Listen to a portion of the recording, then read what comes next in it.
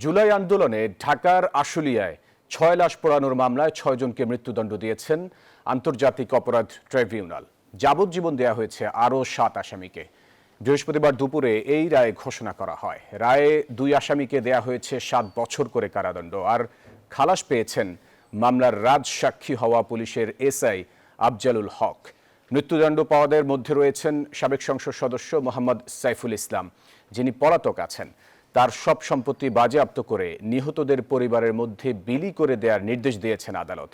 মামলাটির মোট আসামি ১৬ জন, যাদের মধ্যে ৮ জনই পলাতক আছেন।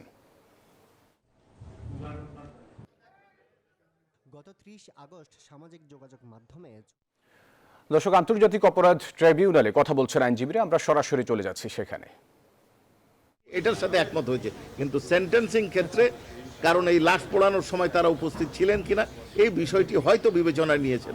তারপরে আমরা জাজমেন্ট দেখব, দেখার পরে সিদ্ধান্ত।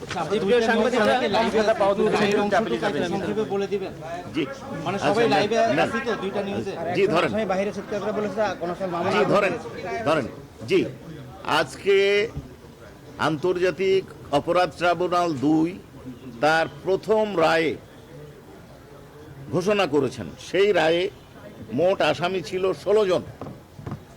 তার মধ্যে অন্যতম ছিলেন স্থানীয় এমপি সাইফুল ইসলাম, তাকে মৃত্যুদণ্ড দেওয়া হয়েছে। আশুলিয়া থানার ওসি AFM শাহেদ রনিকে মৃত্যুদণ্ড দেওয়া হয়েছে। এসআই আব্দুল মালেককে মৃত্যুদণ্ড দেওয়া হয়েছে। এএসআই বিশ্বজিৎ শাহকে মৃত্যুদণ্ড দেওয়া হয়েছে। কনস্টেবল মুকুল চোকদারকে মৃত্যুদণ্ড দেওয়া হয়েছে। রনি ভূঁইয়া যুবলীগ সদস্য, তার মৃত্যুদণ্ড দেওয়া হয়েছে। যাবজ্জীবন কারাদণ্ড, অর্থাৎ মোট ৬ জনের মৃত্যুদণ্ড দেওয়া হয়েছে। যাবজ্জীবন কারাদণ্ড দেওয়া হয়েছে ৭ জনকে। তারা হলেন DIG Syed Nurul Islam, SP Asaduzzaman Ripon, additional SP Abdullahil Kafi, additional SP Shahidul Islam, inspector তদন্ত Masudur Rahman, inspector operation Nirmal Kumar Das, inspector DB Arafat Hossain Arzu.